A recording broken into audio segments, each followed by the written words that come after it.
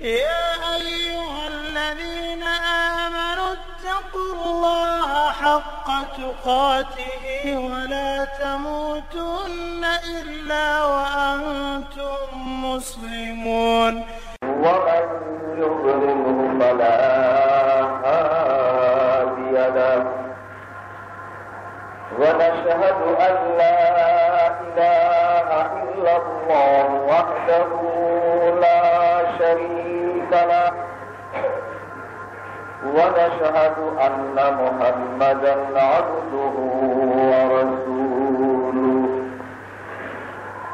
أما بعد فإن خير الحديث كتاب الله وخير الهدي هدي محمد صلى الله عليه وسلم وشر الأمور محدثاتها وكل محدثة بدعة وكل بدعة ضلالة وكل ضلالة في النار. عن عبد الله بن عمرو قال قال رسول الله صلى الله عليه وسلم الدنيا كلها متاع وخير متاع الدنيا الامرأة الصالحة. আল্লাহ রাব্বুল আলামিনের লাখ লাখ শুকর আজকাল এই জুমাতে আমরা শরীক হতে পেরেছি। নবী মুহাম্মদুর রাসূলুল্লাহ সাল্লাল্লাহু আলাইহি ওয়াসাল্লামের উপরে লাখো সালাত সালাম, যার পবিত্র পথে আমরা ন্যায় এবং সত্যকে জানতে বুঝতে পেরেছি, অবলম্বন করার তৌফিক পেয়েছি। আজকে দেশে হাইকোর্টের একটি রায় নিয়ে আলেম ওলামা সহ জনসাধারণের মধ্যে একটি চাঞ্চল্যের সৃষ্টি হয়েছে। হাইকোর্টের সেই রায় যথার্থ কি যথার্থ নয়, এ ব্যাপারে আলেম ওলামারাও কথা বলছেন, অন্যান্যরাও এই ব্যাপারে কথা তুলছেন। আমাদের তো সেই ব্যাপারে নীরব থাকার কোন অবকাশ নাই, যেহেতু বিষয়টি একটি শরিয়াত সম্পর্কিত। অতএব শরিয়তের বিষয় কোথাও যদি কেউ উল্টো বলে তাহলে তার প্রতিবাদ করা আমাদের দায়িত্ব। আর কেউ যদি শরিয়ত সম্পর্কে কোনো কথা কোরআন এবং সুন্নাহর পক্ষে বলে তাহলে সেই কথাটিকে সমর্থন করাও আমাদের দায়িত্ব। এই হিসাবে আজকে যে খুতবা হাইকোর্টের এই রায় প্রসঙ্গে ইনশাআল্লাহ রহমান ভূমিকায় আমি কিছু কথা রাখতে চাই। হযরতে আব্দুল্লাহ ইবনে ওমর রাদিয়াল্লাহু তাআলা হযরত আব্দুল্লাহ ইবনে ওমর রাদিয়াল্লাহু তাআলা আনহুমা বলেন যে রাসূল সাল্লাল্লাহু আলাইহি ওয়াসাল্লাম ইরশাদ করেছেন, আদ-দুনিয়া কুল্লুহা মাতা, হে দুনিয়ার মানুষ, দুনিয়ায় যা সৃষ্টি করা হয়েছে এই সব কিছুই তোমাদের সুখ ও স্বাচ্ছন্দ্যের জন্য। এই সকলের মধ্যেই তোমাদের জন্য রয়েছে সুখ শান্তি, কিন্তু ওয়াকাইরু মাতা'আদ দুনিয়া, দুনিয়ায় যত কিছুই সুখ ও স্বাচ্ছন্দ্যের এবং শান্তির আছে তার মধ্যে সতী সাধ্বী নারী, সৎ চরিত্রা নারীর চেয়ে আর সুখ ও স্বাচ্ছন্দ্যের কিছু নেই। নারী সে যদি সৎ এবং চরিত্রবতী হয় তাহলে তার কাছে যে সুখ যে শান্তি সেটা পৃথিবীর কোন শান্তির সঙ্গে তুলনা হয় না, তুলনাহীন। এই হাদিসটি মুসলিম শরীফের মিশকাতের ৪র্থ নম্বর খণ্ড, হাদিস নম্বর 2258, মাদ্রাসার পাঠ্য। মৌলানা নূর মোহাম্মদ আজমি সাহেবের তর্জমাও, তারও 2258 নম্বর হাদিস। عن عبد الله بن مسعود رضي الله تعالى عنه قال قال رسول الله صلى الله عليه وسلم يا معشر الشباب من استطاع منكم الباءة فليتزوج। হযরত আব্দুল্লাহ ইবনে মাসউদ রাদিয়াল্লাহু তাআলা আনহু বলেন যে রাসূল সাল্লাল্লাহু আলাইহি ওয়াসাল্লাম একদিন যুবকদেরকে ডেকে বললেন, হে যুবকেরা, তোমাদের মধ্যে যাদের বিবাহ করার মতো সামর্থ্য আছে, আর্থিক সম্পদ ও সংগতি আছে, অবশ্যই তোমাদেরকে বিবাহ করতে হবে। এই হাদিসটি মিশকাত ৪র্থ নম্বর খণ্ড, 2255 নম্বর হাদিস। عن أبي هريرة قال قال رسول الله صلى الله عليه وسلم إذا خطب إليكم من ترضون دينا وخلقه فزوجوه ألا تفعلوا تكن فتنة في الأرض وفساد عريض। রাসূল সাল্লাল্লাহু আলাইহি ওয়াসাল্লাম মুরব্বিদেরকে ডেকে বললেন, শোনো, কোন যুবক যদি তোমাদের কাছে কোন বিবাহের প্রস্তাব পাঠায়, সেই যুবকের যদি চরিত্র তোমাদের পছন্দ হয় আর তার দ্বীনদারি যদি তোমাদের পছন্দ হয়, তাহলে এই বিয়ে তোমরা মত দিও, এই বিয়ে তোমরা করাবে। যদি এভাবে তোমরা বিবাহ করাও, তাহলে সমাজে শান্তি এবং শৃঙ্খলা ফিরে আসবে। আর যদি তোমরা এভাবে বিবাহ থেকে মেয়েদের এবং ছেলেদেরকে বিরত রাখো, তখন ফিতনাতুন ফিল আরদ, তাহলে তোমাদের দেশে এক ফিতনা এবং অশান্তির সৃষ্টি হবে, ও ফাসাদুন আরীদ, এবং তোমার দেশে এমন বিপর্যয়ের সৃষ্টি হবে যে বিপর্যয় রোধ করার কোন ক্ষমতা তোমাদের থাকবে না। যখন যুবকদেরকে যুবতীদেরকে বিয়ে করার কথা বললেন, যেমন করে আল্লাহ রাসূল যারা গার্জিয়ান তাদেরকে বিবাহ দেওয়ার জন্য উদ্বুদ্ধ করলেন। এই হাদিসটি মিশকাত শরীফের ৪র্থ নম্বর খণ্ড, 2265।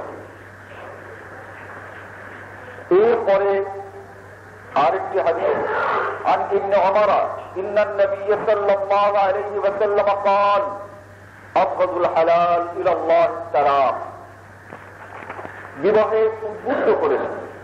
কোরআন মজিদের মধ্যে আল্লাহ রাব্বুল আলামিন সূরা লুকমানে ইরশাদ করেন, ওমিন আয়াতিহি, আল্লাহ রাব্বুল আলামিনের একটি নিদর্শন, লিতাসকুনু ইলাইহা, তোমাদের এই চরম অশান্তি, এই একমাত্র শান্তি তুমি পেতে পারো তোমরা তোমাদের মহিলাদের কাছে। লিতাসকুনু ইলাইহা ওয়া জাআলা বাইনাহু মাওয়াদ্দাতান ওয়া রাহমা, এই মহিলাদের মধ্যে যে প্রেম এবং ভালোবাসা আছে, পৃথিবীর কোন জিনিস, পৃথিবীর আর কেউ তোমাকে সেটা দিতে পারবে না। অতএব এই পুরুষ, তোমার কর্মময় জীবনে তুমি যদি দুঃখ পাও, বেদনা পাও, তাহলে এই মহিলাদের কাছে যাবে। উপরে হাদিস এটাই ছিল, আগের হাদিস। দুনিয়া সব কিছুই তুমি শান্তির জন্য কুড়াতে পারো, সব কিছুই শান্তির জন্য তুমি সংগ্রহ করতে পারো, কিন্তু জেনে নাও, তোমার এই সংগ্রহের মধ্যে যদি কোন সতী নারী না থাকে, তোমার নিকটে যদি কোন সতীসাধ্যী নারী না থাকে, তাহলে তোমার এই দুনিয়া তোমার জন্য জাহান্নাম হবে। আর সেই রকমের কোন মহিলা যদি থাকে, তাহলে দুনিয়ার অন্য সবকিছুই তোমার কাছে সুখের বলে পরিণত হবে। কিন্তু এই স্ত্রী, এটাও অনেক সময় সংসারে জ্বালা এবং যাতনার কারণ হতে পারে। মানুষের জীবনের জন্য মূল্যবান এই দেহের একটি অঙ্গ, মানুষের হাত, মানুষের পা, কিন্তু কিন্তু যদি এই হাতে এবং পায়ে গ্যাংগ্রিন শুরু হয়ে যায়, পতন শুরু হয়, তাহলে মানুষ স্বেচ্ছায় ডাক্তারের কাছে গিয়ে কিন্তু এই হাত পাটাও কেটে ফেলে দেয়। এই রকমের বিপদ কারণ আসুক, কিন্তু দাঁতের যন্ত্রণা অনেকেই আমরা বুঝি এবং ভোগ করি। এই যন্ত্রণা যখন তীব্র থেকে তীব্রতর হয় আর দাঁতটি উপড়ে ফেলে না দিলে এই যন্ত্রণার হাত থেকে আর বাঁচবার কোনো উপায় না থাকে, তখন কিন্তু এই প্রিয় দাঁতকেও আমরা ডাক্তারের কাছে সুপোর্ট করে সেটা ফেলে দিয়ে তারপরে নিশ্চিন্ত হই, শান্তি পাই। চোখ মানুষের একটি অঙ্গ, যদি এই অঙ্গের ভিতরে কোনো অসুবিধার সৃষ্টি হয়, ডাক্তারকে দিয়ে পয়সা দিয়ে কিন্তু এই চোখ উপড়ে ফেলা হয়। ঠিক তেমনি করে শান্তির জন্য পৃথিবীতে আল্লাহ রাব্বুল আলামিন তৈরি করেছেন এই নারীকে, এই মেয়েদেরকে। এরাও কিন্তু অনেক সময় যন্ত্রণার কারণ হতে পারে। আবু দাউদ কিতাবুত তালাক বাবু কারাহিয়াতিত তালাক, আবু দাউদের মধ্যে হাদিস রয়েছে, রাসূল সাল্লাল্লাহু আলাইহি ওয়াসাল্লাম বলেন, শোনো, দুনিয়ায় যত জিনিস হালাল আছে এর মধ্যে সবচেয়ে ঘৃণিত হালাল হচ্ছে এই তালাক দেয়া। হালাল আছে কিন্তু এটা ঘৃণিত হালাল। এই ঘৃণিত হালালের মধ্যে হচ্ছে তালাক। যদি দেখা যায় শান্তির পরিবর্তে অশান্তি, তখন স্ত্রীকে তালাক দিতে হয়। এই হাদিসটি মিশকাত শরীফ ৪৪ নম্বর খণ্ড 2449 এবং মূল আবু দাউদের তর্জমা ইসলামী ফাউন্ডেশন ৩য় নম্বর খণ্ড পৃষ্ঠা নম্বর 240, হাদিস নম্বর 2174, 2175। আম্বিয়ায়ে কেরাম তাদের আদর্শ, হযরতে নূহ আলাইহিস সালাতু ওয়াস সালামের স্ত্রী ঈমান আনলো না, নূহ আলাইহিস সালাতু ওয়াস সালাম তাকে তালাক দেন না। তাহলে তালাকটা কখন দেওয়া যেতে পারে, বিষয়টা এই নবীদের আদর্শ দিয়ে বুঝলে আমরা বুঝতে পারি যে আল্লাহর নবী তিনি মানুষকে দাওয়াত দিয়ে দেন, মানুষ তার দাওয়াতে মুসলমান হয় আর নিজের ঘরের স্ত্রী মুসলমান হচ্ছে। এর চেয়ে বড় যন্ত্রণা কি থাকতে পারে একটা নবীর জন্য? নবী ইচ্ছা করলে এই স্ত্রীকে তালাক দিতে পারতেন, কিন্তু তালাক দেন নাই। সবাই হযরত নূহ আলাইহিস সালামের নৌকায় উঠে গেল। এই স্ত্রী এতই অভদ্র, সে কিন্তু এই নৌকায় উঠলো না। বলে, তুমি তোমার যাওয়া যাও, জবাব ওই উঁচু পাহাড় আছে, ওখানে গিয়ে আমি থাকবো, ও পর্যন্ত তার পানি পৌঁছাবে না। তবুও এই যাবার সময় হযরত নূহ আলাইহিস সালাম স্ত্রীকে তালাক দেন নাই। হযরতে লূত আলাইহিস সালামের স্ত্রী সে ঈমান আনলো না, বরং নবুয়তের শুধু গুপ্তচারণ নয়, এই রাসূলের হযরত লূত আলাইহিস সালামের শত্রুদেরকে তার স্বামী নবীর সংবাদ সরবরাহ করত। এখন তিনি কোথায় আছেন, তখন তিনি কোথায় যাবেন ইত্যাদি সংবাদ সরবরাহ করত, যাতে করে কাফেররা লূত আলাইহিস সালামকে কষ্ট দিতে পারে। তবুও কিন্তু হযরতে লূত আলাইহিস সালাম এই স্ত্রীকে তালাক দেন নাই। তাহলে বোঝা যায় স্ত্রীকে তালাক দেওয়া যদি এত সোজাই হতো, তবে এই নবীরা কেন তালাক দেন? এজন্যই আল্লাহ রাসূল ইরশাদ করেছেন যে হালাল বটে, কিন্তু এটা হচ্ছে সবচেয়ে ঘৃণিত হালাল। আমি অনেক সময় দৃষ্টান্ত দিই। মনে করুন আপনি বাজার করে আসছেন, আপনার ব্যাগের মধ্যে গোস্ত রয়েছে, হঠাৎ করে আপনি আষাঢ় খেলেন আর দু টুকরো গোস্ত ড্রেনের ভিতরে পড়ল।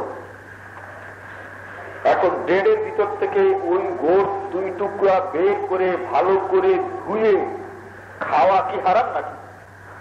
খাওয়া হারাম। তার চলবে, ভালো করে ধোবে, এরপরে তো খাওয়া যায় হালাল।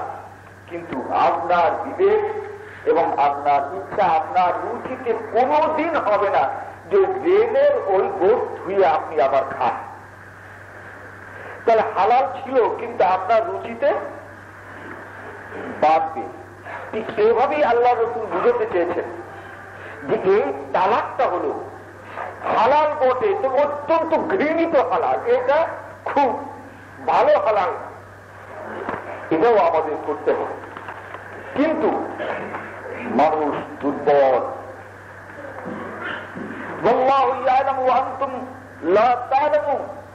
আল্লাহ যা জানেন তা তো আমরা জানি না। এই ঘৃণিত হালাল এটা অনেকে দিয়ে বসে। এরপরে যখন স্বামী আর স্ত্রীর উভয়ের বুদ্ধি আবার কাছে আসে, বিবেক যখন আবার আসে, তখন কিন্তু উভয় মিলিত হতে চায় যে না, আমরা যা করেছি ওটা রাখতে চাই না, আমরা আবার স্বামী স্ত্রী হিসেবে মিলে যেতে চাই। তখনই কিন্তু সমাজের লোকেরা বাদ সাধ দেয়। যেহেতু এই সমাজে আল্লাহর দ্বীন হাদিস প্রতিষ্ঠিত না থাকার জন্যই এই বিষয়টা, এই গোলমালটা বাড়ে। আমাদের সমাজে আছে, যা এই বাংলাদেশে দেখি, সবাই দেখে, একবার যদি কেউ 3 তালাক দিয়ে দেয়, তাহলে ওই স্ত্রীকে সে যদি আবার নিতে চায়,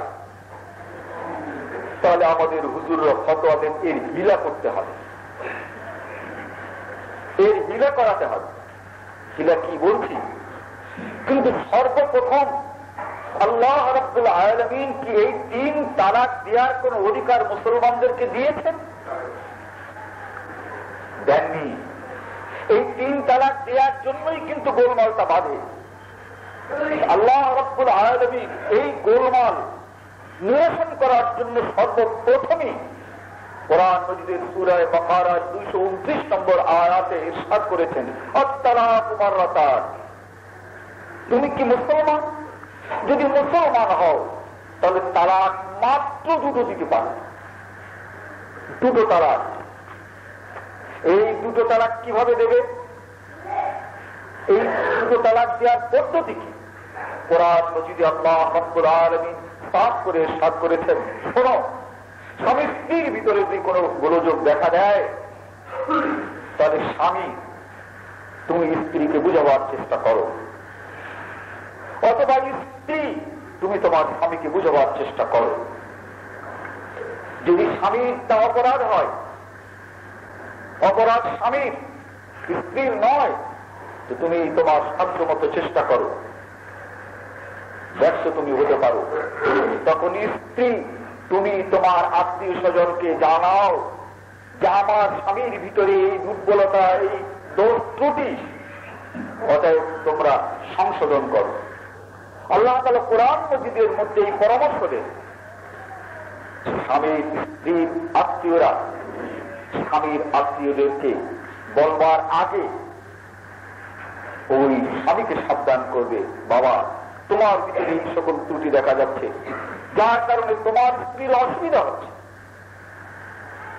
যদি সে সংশোধন না হয়, তাহলে এই স্ত্রীর পক্ষের মুরব্বীরা স্বামীর পক্ষের মুরব্বীদের কাছে নালিশ করবে। এই 2 পক্ষ একসঙ্গে বসে স্বামী স্ত্রীর এই বিবাদকে মীমাংসা করবে। যদি এতেও মীমাংসা না হয়, এতেও যদি স্বামী স্ত্রী কেউ পথে না আসে, সুন্দর সুখী জীবনে ফিরে না আসে, তখন স্ত্রীর যদি দোষ হয়, তবে স্বামী কাউকে কিছু না বলে একমাত্র ঘরের ভিতরে কেউ টের পাবে না, আলাদা আলাদা বিছনা করবে, আলাদা আলাদা থাকবে। হয়তো এখানে স্ত্রী স্বামীর কাছে যেতে পারে, ঠিক স্ত্রীও যে তুমি যখন আমার কথাই শুনবে না, আমার ভালো কথাটা তুমি মানবে না, তুমি তোমার থাকো, আমি আমার থাকি। এরপর স্বামী তার কাছে যেতে পারে, পরস্পরের সমঝোতা হয়ে যেতে পারে। এরকমের ব্যবস্থার পরেও যদি দেখা যায় যে স্বামীও ঠিক হচ্ছে না, স্ত্রীও ঠিক হচ্ছে না, এরকমের হয়, তাহলে বিচ্ছেদের ব্যবস্থা দুজনার জন্য দুরকম রয়েছে। স্বামী তালাক দিতে পারে, এ তালাক তখন আর অপ্রকাশ্য থাকবে না, পূর্বপর সম্বন্ধ আছে। আল্লাহ রসুল হঠাৎ করে কোন স্ত্রীকে তালাক দেওয়ার কোন অধিকার কোন মুসলমানকে দেন, হঠাৎ তালাক হতে পারে না। তালাক একটি পরিকল্পিত বিষয়, অপরিকল্পিত বিষয় তালাক কোনো জায়েজ না। তাহলে বুঝতে পারছেন, প্রথম স্বামী হোক স্ত্রী হোক তাদের মুরব্বীদের মধ্যে কিন্তু কথাবার্তা চলছে যে এদের ভিতরে মিল মহব্বত নাই। এই মিল মহব্বতের শেষ। আমি যদি তালাক দিতে চাই তাহলে দস্তুর মতো সে এলান করবে যে আমি আমার স্ত্রীকে রাখতে পারছি না। কমপক্ষে দুইজন সাক্ষী তালাশ করতে হবে। সাক্ষীর মানেই তো মানুষকে জানা যান। সাক্ষী রাখতে হবে, ভাই আমি আমার স্ত্রীকে আর রাখতে পারছি না, আমাকে তালাক দিতে হবে, আপনারা সাক্ষী থাকবেন, আমি যখন ডাকি তখন আপনারা আসবেন। আকস্মিক তালাক, এটা তালাক না। এরপরে তারা বুঝাবে যে তালাক তুমি দিও না। কিন্তু শেষ পর্যন্ত যদি এমনটি হয় যে তালাক না দিয়ে তার কোন উপায় নাই, তখন 1 মাসে পবিত্র অবস্থায় দুইজন সাক্ষীর সামনে কমপক্ষে আরো অনেক লোক দিতে পারে, 1 তালাক একবারই দিতে পারে। জানাজানি হয়ে গেল, দোষ যদি স্থির হয় সে সংশোধন হবে। এই তালাক সে যে দিল, এই তালাক এই মহিলার পছন্দ হয়েছে কি হয় নাই, তালাকের বিষয়টি এত সোজা নয়।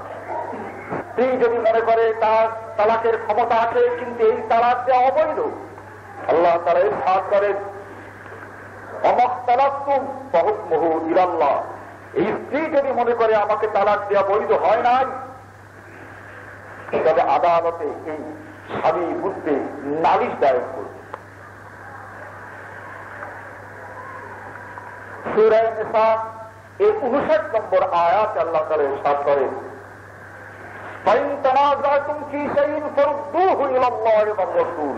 তোমাদের মাঝে যদি কোনো বিরোধ সৃষ্টি হয় আল্লাহ এবং আল্লাহর রাসূলের কাছে যাও, তার মানে আদালতের কাছে যাও। এই স্ত্রী আদালতে কেস দায়ের করতে পারে যে মাননীয় আদালত, আমার স্বামী আমাকে যে কারণে তালাক দিতে চাচ্ছে এই কারণে কোন মহিলার তালাক হতে পারে না, হতে পারে কি পারে না আমি বিচার চাই। আদালত সেখানে যাওয়ার অধিকার এই মহিলার আছে। কিন্তু মহিলা যদি আদালতে না যায় তাহলে বোঝা গেল যে তালাকে মহিলাও রাজি আছে। বিষয়টি সূক্ষ্মভাবে বুঝতে হবে।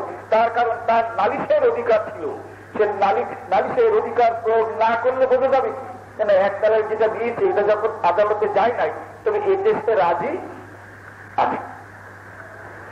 1 মাস থাকবে, ওয়ালা তুখরিজুহুন্না মিন বুয়ুতিহিন্না, তালাক তোমার অধিকার আছে, তুমি দিয়েছ। কিন্তু এই স্ত্রীকে এই ঘর থেকে বের করতে পারো না যে ঘরে তুমি স্ত্রী হিসেবে তাকে তুলেছিলে, আর তুমিও এই স্ত্রীকে ছেড়ে যেতে পারো না। ওয়ালা তুখরিজুহুন্না মিন বুয়ুতিহিন্না, এই ঘর থেকে যে ঘরে এনেছিলে তাকে বউ করে এই ঘর থেকে তাকে তাড়াতে পারবে না। বিষয়টি আল্লাহ তাআলা কিভাবে চান, যে তালাক যে চান না সেটাই হচ্ছে প্রমাণ। এই ঘরে সে থাকছে, রান্না বান্না করছে, ছেলেদেরকে খাওয়াচ্ছে, ভাই বোনদেরকে খাওয়াচ্ছে, স্বামীকে খাওয়াচ্ছে, বলেন তালাক থাকবে কতক্ষণ? আল্লাহ তাআলা বলছেন যে এই তালাক দিয়েছে তাতে কিচ্ছু যায় আসে না, তুমি তোমার স্ত্রীর সঙ্গে কথা বলতে পারো, তোমার স্ত্রীর কাছে তুমি ক্ষমা চাইতে পারো। স্ত্রী তোমার সঙ্গে তালাক দিয়েছে, তুমি তাকে গিয়ে রাজি করতে পারো। যদি উভয় কথা বলো, হাসি মুখে যদি পর পর মিলে যাও, ওই তালাক তালাক নয়, ওটা ও তালাক বলে গণ্য হবে না। আল্লাহ তাআলার ব্যবস্থাপনা কত সুন্দর। এরপরও যদি দুজনের রাগ মেটে না, খায়, কথা বলে না, কাপড় কেটে দেয় কিন্তু কথা বলে না, ছেলেদের সব কিছু করে, উনি একদিকে নেন মুখা রাখি, ওই যদি এমন বসে, আল্লাহ তাআলা বলেন শোনো 1 মাস পরে আর একবার তালাক দিতে পারে। এরপরও এই স্ত্রীর অধিকার আছে আদালতে গিয়ে তালাকের এই বৈধতা চ্যালেঞ্জ করে। যদি দেখা যায় সে যায় না, নালিশ করে না এই তালাকের মধ্যে, তাহলে বোঝা যাবে যে তালাকে তার মত একেবারে নাই, তা না, তালাক তার মত আছে, না হলে তো নালিশ করত। আল্লাহ তাআলা বলেন আত-তালাক মাররাতান, এই তালাক এইভাবে দুইবার দেওয়ার পর কোন মুসলমান তৃতীয়বারে তালাক দিতে পারে না। একসঙ্গে 3 তালাক দেয়, এটা ইসলামের কোথাও নেই। আর এই তালাকটা দিয়েই কিন্তু গোলমাল সৃষ্টি করে। তা আল্লাহ যেখানে তালাক দুটো দিতে বলেছেন, এর ফায়দাটা কি? তালাক হয়ে গেল 2টা, এরপরেও আল্লাহ বলেন যে এখনো এই মহিলার বাড়ি থেকে বের হওয়ার সময় হয়নি, 2 মাস চলে গেছে। না না, এখনো তাকে বের করতে পারবা না। তার মানে তালাক দুটো দিতে যাবে। এখনো যদি উভয় মিলে যেতে চাও, রাস্তায় এখনো 1 মাস আছে, এখনো এই মহিলাকে বেড়ে আরো 1 মাস থাকবে। কেউ কারোর সঙ্গে মেলে না, কিছু করে না, নালিশ তো দায়ের করে না। তাহলে বোঝা যায় যে যেতে পারলি বাকি, যাক যে কয়দিন থাকার থাকি, 2য় মাস সেখানে কাটাবে। এরপরে আল্লাহ তাআলা স্বামীকে বলছেন 3টি মাস অতিবাহিত হলো, এখনো তোমার বুদ্ধি হলো না, তালাক তো তুমি দিয়েছ, মেয়ে মানুষটা তো তালাক দেয় না।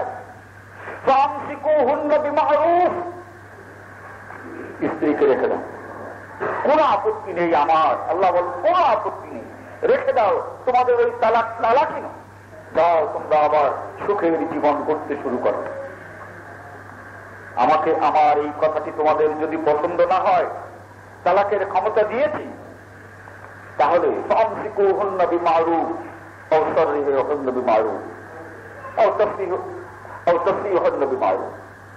রাখবে না, 2 জনের কারো রাগ পড়ে নাই, তাহলে ঠিক আছে, ওর দেনা পাওনা দিয়ে ওকে বিদায় করে দাও।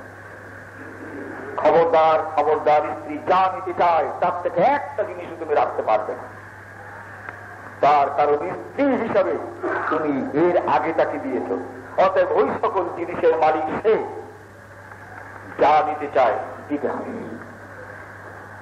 চলে গেল, রাগ বাড়ি যেয়ে পড়েছে 3 মাস পর। আল্লাহ তাআলা বলছেন এই 3 মাস হয়ে গেছে, এখন তুমি স্ত্রী, তুমি যাকে খুশি বিয়ে করতে পারো, এখন আর কোন বাধ্যবাধকতা নাই। আমার কথা যখন শুনলেন, আমি বলেছিলাম আমসিকুহুন্না বিমারুফ, ওকে রেখে দাও, যেতে দিও না, আমার সাথে কোনো আপত্তি নাই। আমার কথাটা যখন শুনলেন, ঠিক আছে, আল্লাহ কত সহনশীল। ফাইদা বালাগনা আজালাহুন্না ফালা তাজলুহুন্না আন ইউনকিহনা। আল্লাহ বলেন এই মেয়েটা, তারও তো আত্মীয় স্বজন আছে, বলে আল্লাহ বললেন রেখে দিতে, রাখলো না, পাঠাই দিচ্ছে বাপের বাড়ি বা ভাইয়ের বাড়ি আসছে, কিন্তু তাদেরও তো কিছু রাগদোষা থাকতে পারে। এই রকমের একজন মহিলা আল্লাহ রাসূলের সময় তালাক পান, এরপরে 3 মাস তার ওই বাড়িতে থাকে, এরপরে বাড়িতে অর্থাৎ ভাইয়ের বাড়িতে চলে আসেন। এখন ওই লোকটা বাড়ির চতুর্পাশ দিয়ে ঘোরে, বলে যা হওয়ার তো হয়ে গেছে, এখন যদিও যেতে চায় আমি নিতে রাজি আছি।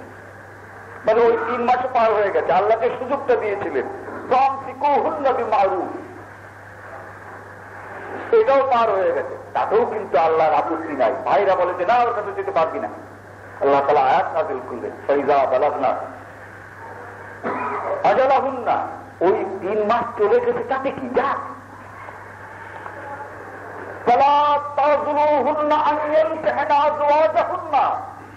ওই মেয়েটি যদি তার পূর্বের স্বামীর কাছে ফিরে যেতে চায়, তাহলে হে গার্জিয়ানরা তোমরা বাধা দিও না, তার কারণ এখনো আমি ওদের মিলনের আশা ছেড়ে দেই নাই। ওরা যদি যেতে চায় যেতে দাও। সূরা বাকারা 231 নম্বর আয়াত, 232 নম্বর আয়াত মিলিয়ে পড়ুন। সূরা বাকারা 200, এই সব কথাগুলো সূরা বাকারা 200 একসঙ্গে নোট করুন। সূরা বাকারা 229, 230, 231, 232 ওদের মিলতে দাও। তাহলে আল্লাহ তাআলা এই তালাককে জায়েজ করেছেন তার কত ঘটনার পর, কত ইচ্ছার পর।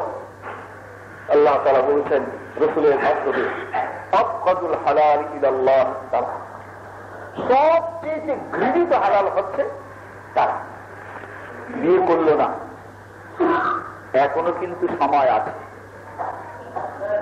1 বছর পর, 2 বছর পর ছেলেরা যখন ধীরে ধীরে বড় হচ্ছে, মেয়েরা যখন বড় হচ্ছে, আর নিজে যখন ছেলে মেয়ে নাই হোক, নিজে যখন বুঝছে কি জানি আবার কোথায় কি উঠছে, তো যন্ত্রণা বেশি তো হতে পারে। অন্যদিকে পুরুষটা হয়তো বুঝছে সামান্য কারণেই হোক আর বিরাট কারণেই হোক তালাক তো দিয়ে দিয়েছি, কিন্তু খবরদার খবরদার তালাক কিন্তু আর একটা দেওয়া যাবে না। তালাক কয়টা? দুটো। এই দুইটার পরে যতদিন যাক যেতে পারে আবার ফিরে যেতে পারবে, কোন হিলার দরকার নাই। কেবলমাত্র পরস্পর আবার বিবাহ করবে, তাতেই তোমরা যেতে পারবে। রাসূল সাল্লাল্লাহু আলাইহি ওয়াসাল্লাম তিনি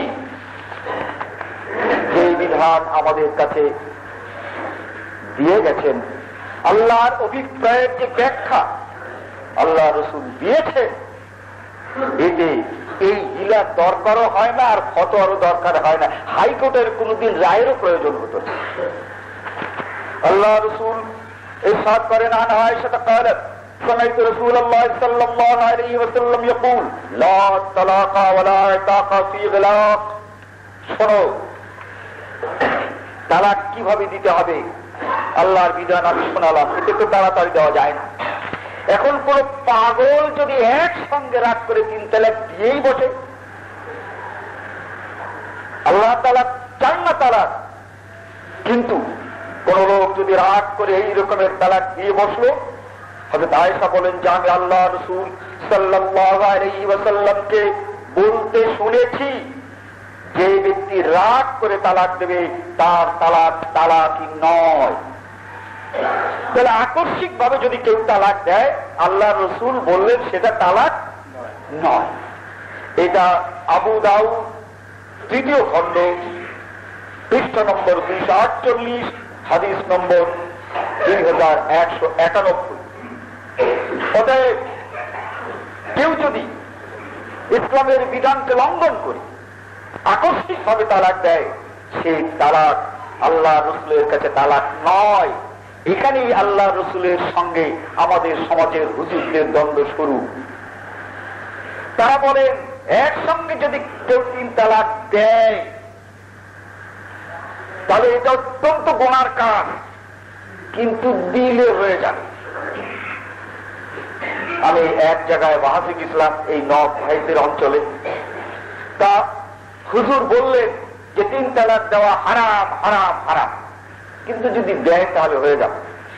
আমি বললাম হুজুর, রমজানের দিনে দুপুরের বেলায় খাওয়া হারাম হারাম হারাম, ঠিক আছে? তো বলে হ্যাঁ। বলে রমজানের দিনে দুপুরের বেলায় কেউ যদি খেয়ে ফেলে তাহলে রোজা হয়ে যাবে, রোজা হয়ে যাবে, রোজা হয়ে যাবে। বলে না, তো তা হবে না, হবে না। আমি বললাম হুজুর এটা বাদ দিলাম। কেউ যদি বিনা উযুতে নামাজ পড়ে ফেলে তাহলে এই বিনা উযুতে নামাজ পড়া হারাম হারাম হারাম, ঠিক আছে? তো বলে হ্যাঁ। বিনা উযুতে নামাজটা কেউ যদি পড়েই ফেলে তাহলে নামাজ হয়ে যাবে, নামাজ হয়ে যাবে, নামাজ হয়ে যাবে। না, তা হবে না। হারামে যদি নামাজ না হয়, নামাজ বিনা উযুতে পড়া হারাম, তাতে যদি নামাজ না হয় তাহলে হারাম তালাক দিলে তালাক হবে কেন? কোন মন্তব্য অন্য কিছু আছে কিনা? বলে বাহার আজকে আমরা রাত অনেক রাত হয়ে গেছে, এই নবাইদের বাড়ির পাশে হলো না। আমরা স্পষ্ট করে সিদ্ধান্ত দিলাম হারাম কোনদিন কোন সিদ্ধান্ত আল্লাহ রাব্বুল আলামিন কোন সিদ্ধান্ত হারাম দেন না এবং চলে। তো আমাদের কথা এই হাদিস যে রাগ করে যদি কেউ তালাক দেয় আকস্মিক ভাবে, সে তালাক তালাক না, অর্থাৎ হিলার তো দরকারই নাই।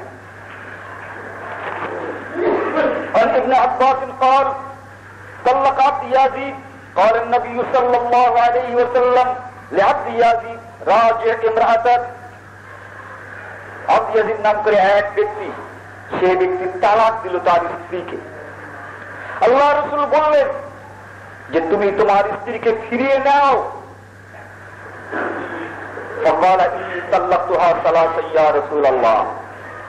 হে আল্লাহ রসুল, আমি তো আমার ওই স্ত্রীকে 3 তালাক দিয়েছি একসাথে।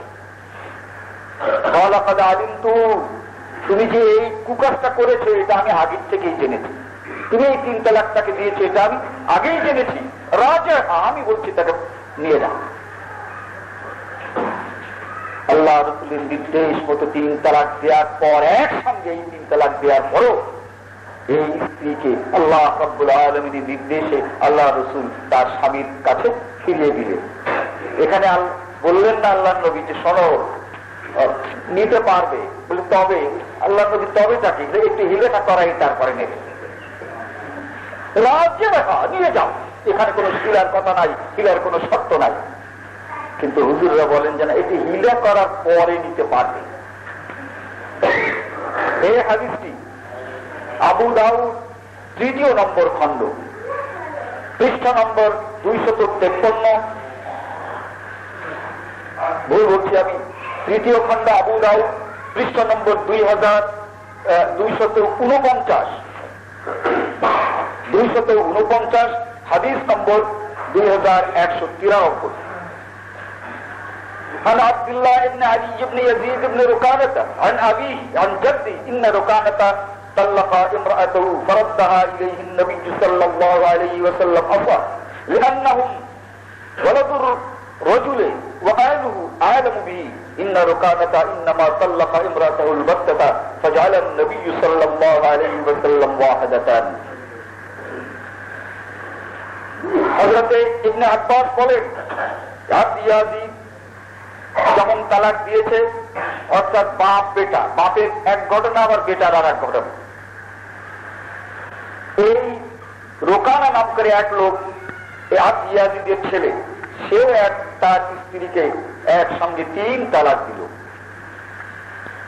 আল্লাহ রসুল মুহাম্মদুর রাসূলুল্লাহ সাল্লাল্লাহু আলাইহি ওয়াসাল্লাম এই ছেলের 3 তালাককেও 1 তালাক গণ্য করে তার স্ত্রী তাকে ফিরিয়ে দেন।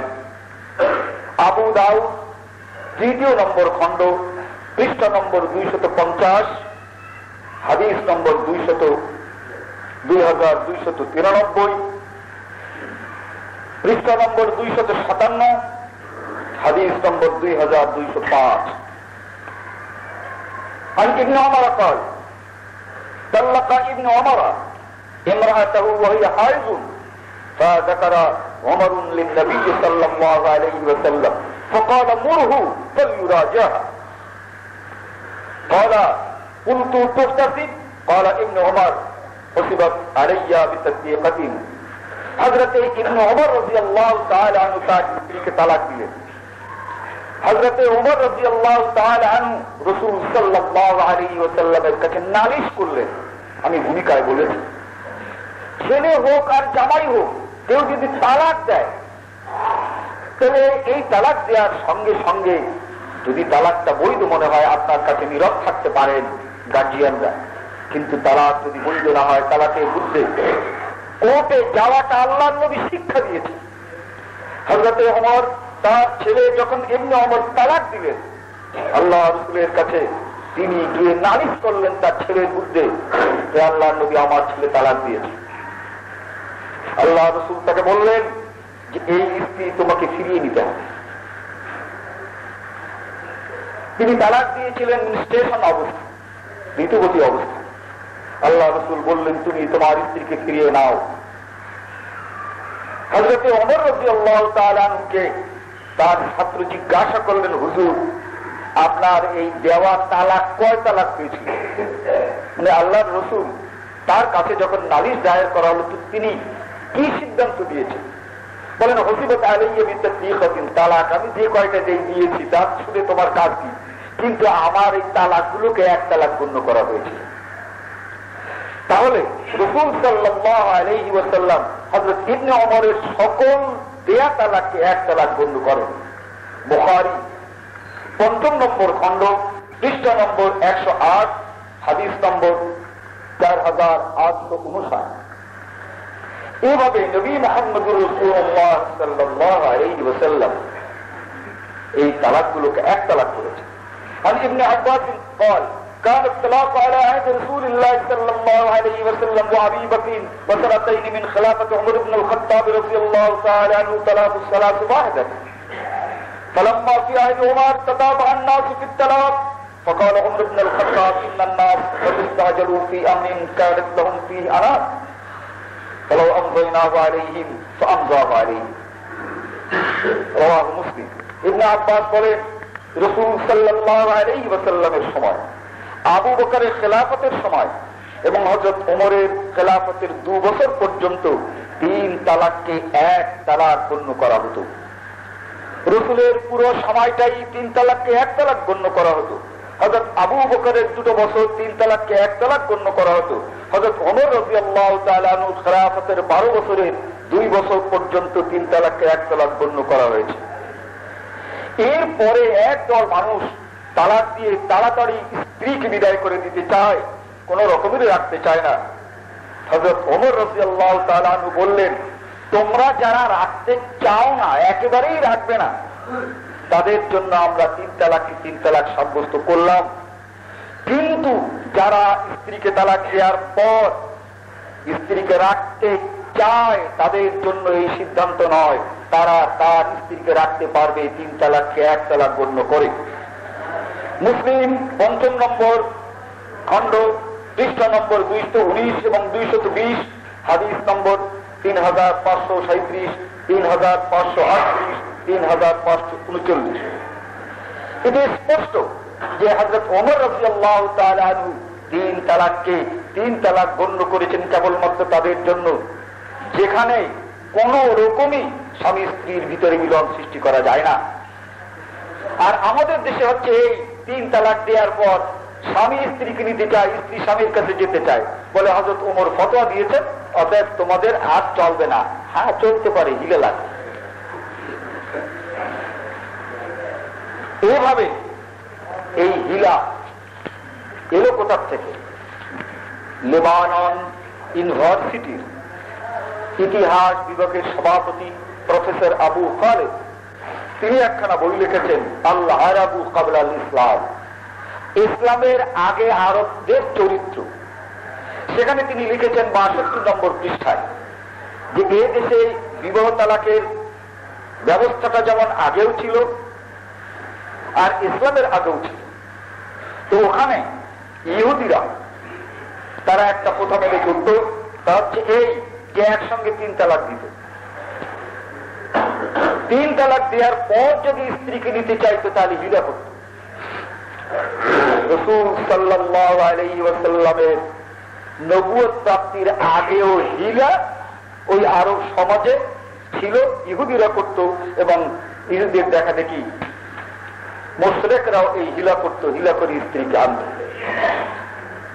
عن علي بن مسعود قال لعن رسول الله صلى الله عليه وسلم المحلل والمحلل له। রাসূল সাল্লাল্লাহু আলাইহি ওয়াসাল্লাম বলেছেন, হাদিসটির বর্ণনাকারী হযরত আলী এবং হযরত ইবনে মাসউদ, আল্লাহ রাসূল বলেন, যে হিলা করে ওই ব্যক্তির উপরে আল্লাহর অভিশাপ। ওয়াল মুহাল্লাল লাহু, আর এই হিলার যারা ফতোয়া দেয়, এই হিলার যারা নেকাহ পড়ায়, এই হিলার যারা ব্যবস্থা করে, এরা সকলেই মালউন। লানাল্লাহুল মুহাল্লিল ওয়াল মুহাল্লাল লাহু, যে হিলা করে আর এই হিলার ব্যবস্থা যারা করে, এই হিলার ফতোয়া যারা দেয়, এই হিলার উৎসাহ যারা দেয়, এই হিলার সালিশ যারা করে, মুহাল্লালা, আল্লাহ রাসূল বদদুআ করে গেছেন, হে আল্লাহ তাদের উপরে অভিশাপ বর্ষণ করে। রাসূলের অভিশাপ, আল্লাহর অভিশাপ, সকল মানুষের অভিশাপ তাদের উপরে পতিত হোক। অতএব এই হিলা করে কোন স্ত্রীকে স্বামীর কাছে পৌঁছাবার এই পথ অভিশপ্ত পথ, অভিশাপের পথ। عن ابن مسعود رضي الله تعالى عنه قال قال رسول الله صلى الله عليه وسلم ألا أخبركم بالدعيس المستعار। আল্লাহ রাসূল জিজ্ঞেস করলেন একদিন সাহাবাদেরকে তোমরা কি ভাড়ার পাঠা চেনো?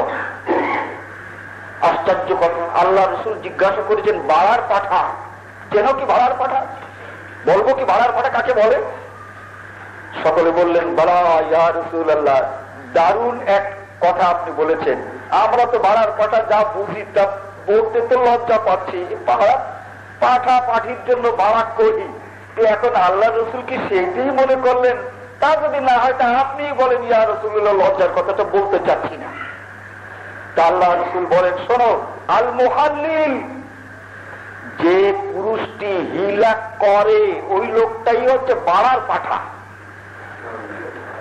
বলুন এর যে এই হিলার প্রতি আল্লাহ এবং আল্লাহ রাসূলের ঘৃণার কি দিতে পারে? ভাড়ার পাঠা বললেন, লানতের পথ বললেন। এই হাদিসটি তিরমিজি ইবনে মাজায় রয়েছে। আল্লাহুল মুহাল্লিল ওয়াল মুহাল্লাল লাহু, এই হাদিসটি আবু দাউদের 3 নম্বর খণ্ড ইসলামিক ফাউন্ডেশন 2191 থেকে 272 নম্বর হাদিসের মধ্যে এই হাদিসটি পাবেন। আল্লাহ রাব্বুল আলামিন এই জঘন্য করেছেন হিলাকে, কিন্তু আমাদের দেশের হুজুররা এই হিলাকে হালাল করেছে। অর্থাৎ যেটা ইসলাম নয়, যেটা ইহুদিদের প্রথা, এই প্রথাকে তারা তাদের সমাজে চালু করেছেন এবং ফতোয়া দিচ্ছে। তারা বলছে ইজা তাযাওয়াজা বিশারতিত তাহলিল, কেউ যদি হিলা করার জন্য বিবাহ করে ফান্নিকাহু মাকরুহুন, এই নেকাহ হারাম। ফাইজা তাযাওয়াজা, যদি নেকাহ হয়েই যায়, ওয়াতিয়া, আর ওই স্ত্রীর সঙ্গে যদি ঘরটাও হয়ে যায়, এরপরে যদি সে তালাক দেয় তাহলে হিলা হয়ে যাবে, এই স্বামী তার কাছে যেতে পারবে। নাউযুবিল্লাহ মিন যালিক। আল মুস্তাদরাক, যেহেতু তর্জমা হয় নাই বলে আমি বরাত আরবিটাই দিচ্ছি। এই 2 নম্বর খণ্ড কিতাবুন নিকাহ, বাব আল মুহাল্লিল ওয়াল মুহাল্লাল লাহু। হযরত ইবনে ওমর বলেন যে আল্লাহর নবীর সময় যদি আমরা শুনতাম, মুসলমান সমাজে তো হিলা ছিলই না, রাসূল বন্ধই করে দিলেন, হিলা চলবে না। কেন তুমি হিলা করবে? যদি তুমি রাগ করে তালাক দাও তাহলে তোমার সেই 3 তালাক 1 তালাক, হিলার তো প্রশ্ন নেই। যদি তুমি 2 তালাক দিয়ে থাকো, 1 মাস 2 মাস 3 মাস অপেক্ষা করো, স্ত্রীকে নিয়ে নিতে পারবে, কোনো হিলার তো প্রশ্নই ওঠে না। 3 মাস যদি চলে যায় এরপরেও তুমি তোমার স্ত্রীকে নিয়ে নিতে পারবে, হিলার তো কোনো প্রশ্ন ওঠে না। এরপরে তালাক 3টে দিবেই না, 2 তালাক দিবে। অতএব যতদিন পর্যন্ত স্বামী স্ত্রী পিতার কাছে থাকলে এরপরে যদি আবার যেতে চাও যেতে পারবে, হিলার প্রশ্ন কোথায়? অতএব হিলার কোনো প্রশ্ন নেই। একসঙ্গে যদি 3 তালাক দেয়, আল্লাহর নবী তো সেটাকে 3 তালাককে 1 তালাক গণ্য করেছেন। অতএব 1 তালাকে বিবাহ বিচ্ছেদ হয় না, অতএব হিলার কোনো প্রশ্নই নাই। কুন্না ফি আহদিন নবী সাল্লাল্লাহু আলাইহি ওয়াসাল্লাম সাফাহা, ইবনে ওমর বলেন ইসলামী সমাজ থেকে হিলা উঠে গেল, কিন্তু আমরা যখন ইহুদিদের মাঝে শুনতাম যে কোথাও কোনো মহিলাকে হিলা করানো হয়েছে, তো সাফাহা আমরা মনে করতাম মহিলাটিকে জবাই করা হয়েছে। সাফাহা অর্থাৎ এই হিলা করাকে ইসলামী সমাজে আমরা ওই মহিলাকে জবাই করা মনে করতাম, ওই মহিলাকে শেষ করে দিল। আর সেটাই মুসলিম সমাজে চালু ছিল। এটাই যখন হাইকোর্ট ঘৃণা ভরে তার বুদ্ধে ফতোয়া না দেওয়ার জন্য রায় দিলেন, তখন দেখা যাচ্ছে এক দল লোক মিথ্যা বলছে। পুরো রায়টা পড়ে দেখুন, কেবলমাত্রই হিলাকেই হারাম করা হয়েছে, অর্থাৎ হিলাকেই অবৈধ ঘোষণা করা হয়েছে। আলেম ওলামাদের সকল ফতোয়া অবৈধ করা হয় নাই। আল্লাহর কোরআন থাকবে, সকল মানুষ কোরআন সমানভাবে জানবে না। অতএব এই কোরআনে আমার সংশ্লিষ্ট বিষয়টি জানার জন্য আলেমদের কাছে যাওয়া চিরন্তন। আলেমদের কাছে যাবে, এই কোরআনে কি আছে সেটা বলবে। সকল মানুষ আল্লাহ রসুলের পদঙ্ক অনুসরণ করতে চায়, আল্লাহর রসুল যেভাবে চলেছেন সেইভাবে চলতে চায়, কিন্তু সকল মানুষ জানে না যে আল্লাহ রসুলের হাদিসে কি আছে। তাই যে সকল আলেম ওলামারা জানেন, তাদের কাছে সাধারণ মানুষ জানবার জন্য যাবে। এই মহিলা একজন জাস্টিস আছেন, তার নেকাহটা যদি পড়িয়ে থাকে তাহলে তার বাপ তো পড়ায়নি, একজন মুফতি সাহেব পড়িয়েছে। তার মায়ের নেকাও যদি পড়িয়ে থাকেন তাও তো একজন মুফতি সাহেব পড়িয়েছে। ওই জজ সাহেবের মায়ের নেকাও তো একজন আলেমই পড়িয়েছেন। অতএব আলেমদের কাছে বৈধ ফতোয়া চাইতে যাবে এবং সেটা চালু থাকবে, এটার উপরে কোন নিষেধাজ্ঞা চালু করা হয় নাই। হিলার ফতোয়া দিতে পারবে না, নেকাহ সম্পর্কে অবৈধ ফতোয়া দিতে পারবে না, এটি সেখানে রায় বলা হয়েছে। অতএব এ রায় আমরা গ্রহণ করেছি। কিন্তু হাইকোর্ট যদি ওই ধরনের রায় দিয়ে থাকে, যদি দিয়ে থাকে, কিন্তু সমস্ত কাগজগুলোকে একসঙ্গে পড়লে পরে 4টা 5টা একসঙ্গে যদি আপনি পড়েন ওই 2 তারিখে, তাহলে যেটা বোঝা যায় সেটা হচ্ছে কেসটা হয়েছে হিলার বিরুদ্ধে আর রায়ও দেওয়া হয়েছে হিলার বিরুদ্ধে। অতএব সকল ফতোয়ার বিরুদ্ধে নয়। হুজুরদের সমস্ত বিবৃতি পড়লাম, হুজুররা বলে ওই সালিশে যে রায় দেওয়া হয়েছে সেই রায়টা নাকি মূর্খ হুজুররা দিয়েছে। ওই সালিশটা মূর্খ ছিল, ওদের ওই রায় ঠিক হয় নাই, ওদের হিলার ফতোয়া ঠিক হয় না। এটাও কিন্তু মাওলানা আজিজুল হক সাহেব তিনি 3 তারিখে মিরপুরে যে সভা করেছেন, তার যে প্রসিডিংটা আসছে ইনকিলাব এবং সংগ্রামে, তাতে যে ওদের ওই ফতোয়া ঠিক হয় নাই, তার মানে তিনিও বুঝতে চান যে হিলার ফতোয়া দেওয়াটা ঠিক হয় নাই। তিনি বলতে এবং স্পষ্ট করে বলেছে নওগাঁতে যে রায় হয়েছে সেটা আনস্কিল মুক্তি দিয়ে হয়েছে, অতএব ও ফতোয়া ঠিক না। তো ফতোয়া তো সে হিলার ফতোয়াই ছিল। তাহলে আজিজুল হক সাহেব বলতে চান যে হিলার ফতোয়া ঠিক না, কিন্তু সেই আজিজুল হক সাহেবকে যদি প্রশ্ন করে, হুজুর এর আগে বহু হিলার ফতোয়া হয়েছে, আপনি তো কোনো ফতোয়াকে ঠিক নয় বলেন নাই, আজকে যখন হাইকোর্ট তার বুদ্ধের রায় দিল এই ফতোয়া দেওয়া যাবে না, তখন আপনি চেঁচাচ্ছেন, তার মানে আপনি মুখে বলেন ফতোয়া ঠিক নয় আর অন্তরে বলেন যেটা চালু থাক। অন্যতবা আপনাকেও ব্যাখ্যা স্বরূপ বলা উচিত ছিল যে হ্যাঁ, হাইকোর্টকে ধন্যবাদ, হিলার বুদ্ধে যদি রায় দেওয়া বা ফতোয়া দেওয়া বন্ধ হয় তাহলে এটা সবচেয়ে সুন্দর একটি কাজ হয়েছে, এই ধন্যবাদটা দিতে পারতেন। আর বলতে পারতেন যে এছাড়া বৈধ ফতোয়া আলেমদের জারি থাকবে, যেমন হযরত আদম আলাইহিস সালামের ফতোয়া জারি ছিল, হযরত নূহ আলাইহিস সালামের ফতোয়া জারি ছিল, হযরত ইউসুফ আলাইহিস সালামের ফতোয়া জারি ছিল, আমাদের নবীর ফতোয়া জারি ছিল। যার এই ফতোয়া, যার খলিফা তারা ফতোয়া দিয়েছেন, ফতোয়া কি দিয়েছেন? হিলার নয়, কোরআন এবং হাদিসের ফতোয়া। এই ফতোয়া চালু আছে, থাকবে, তাতে কোনো আপত্তি নাই। কিন্তু এই হিলা করে আজকে নারী সমাজকে শুধু কলুষিত করছে না, বরঞ্চ এখানে গোটা মুসলিম সমাজকে মানুষের সামনে তুলে ধরছে। কেমন যে ইসলামে এমন একটা বিধান আছে যা নাউজুবিল্লাহ নাউজুবিল্লাহ এই নিজের স্ত্রী আর একজনের কাছে দিতে হয়, নাউজুবিল্লাহ। অতএব এই বিষয়টি আমাদের ভালোভাবে বোঝা এবং এই হিলার ফতোয়ার বিপক্ষে যে রায় হয়েছে, অন্তত পক্ষে হাইকোর্টের অন্য রায় আমরা ভিন্ন মত পোষণ করতে পারি, কিন্তু ইসলামের পক্ষে যে রায়টা হয়েছে সেই রায়টাকে আমরা মেনে নিতে পারি এবং তার জন্য সকলকে উদ্বুদ্ধ করতে পারি।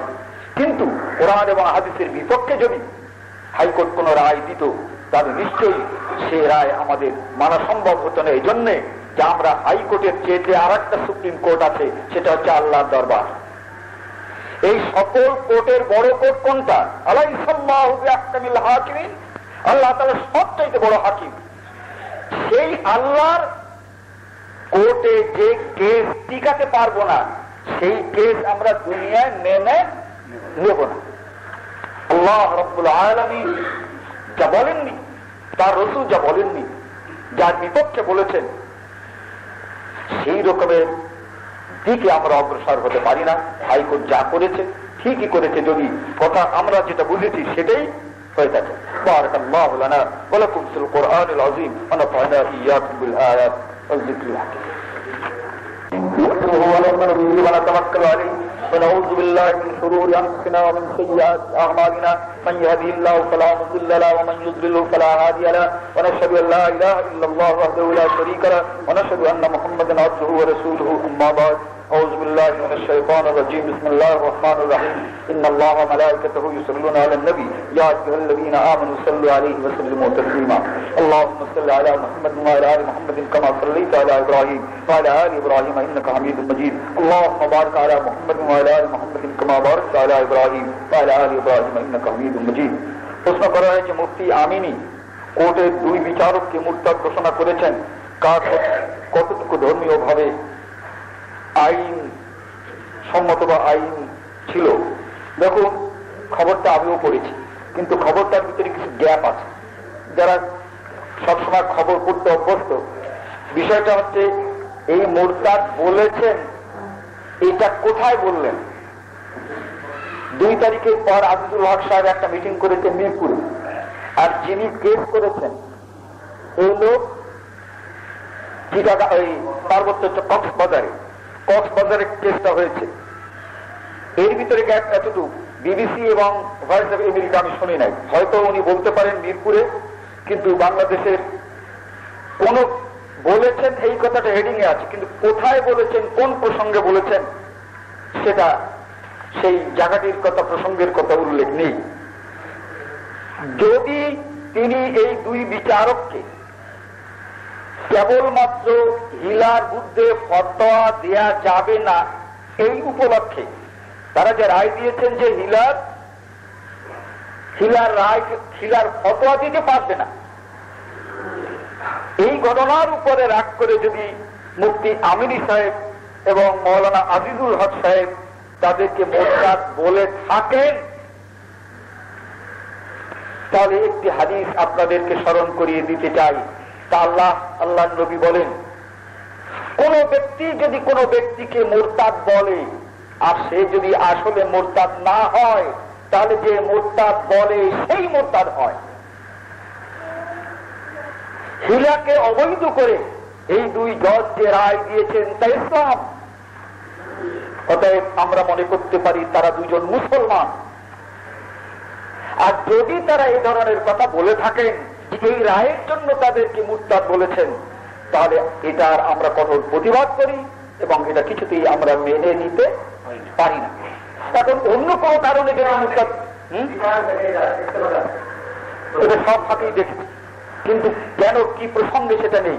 আমাদের কথা হচ্ছে যদি এই রায়ের প্রসঙ্গে হয় তাহলে আমরা স্পষ্ট করে বলবো যে আল্লাহর দ্বীন, রাসূলের হাদিস, কোরআনের বিধানকে রায় হিসেবে কার্যকরী করার জন্য কাউকে মুরতাদ তো বলা বহুদূরের কথা, বরং যেটা আজিজুল হক সাহেব পারেন নাই, আমরা পারি নাই, সেটা একটি কোর্ট পেরেছে, সেই কোর্টকে ধন্যবাদ দেওয়া উচিত ছিল, মুরতাদ তো বলার কথা না। আল্লাহ রাব্বুল আলামিন আমাদের সকলকে বাস্তব অবস্থা উপলব্ধি করার তৌফিক দান করুন এবং সকলকে হেদায়েতের পথে অগ্রসর করুন।